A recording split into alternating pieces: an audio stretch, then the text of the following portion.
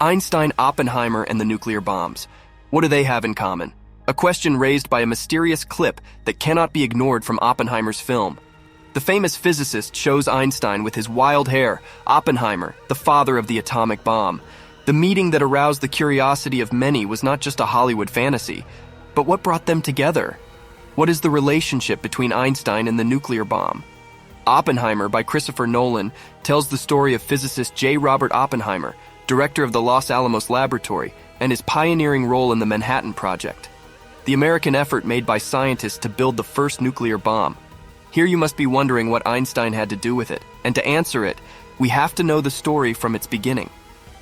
In 1938, a team of German scientists was able to split a uranium atom and discover a new nuclear fission process capable of producing a huge amount of energy.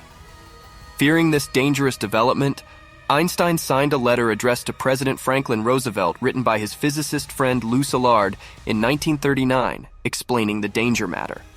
He warns of the enormous destructive power if Nazi Germany led by Hitler managed to possess lethal weapons, suggesting that the United States start its own nuclear program. As the world's most famous scientist, his name must have been respected when he signed an appeal to the president who launched the Manhattan Project in 1942 to develop the atomic bomb. But was Einstein really involved? The expected answer is no. Einstein never worked on Project Manhattan, nor was he aware of the plans to drop nuclear bombs on the cities of Hiroshima and Nagasaki in Japan. After the end of the war, Einstein said that he regretted signing the infamous letter.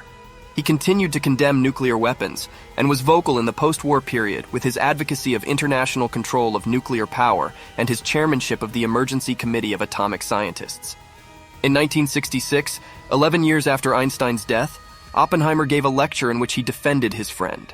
He explained that he had known Einstein for 2 or 3 decades, and if he is often blamed or credited for those miserable bombs, he is not correct.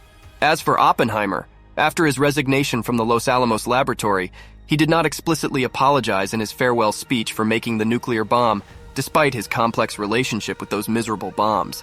In the end, we can only speculate about what Einstein and Oppenheimer talked about during their decades-long friendship.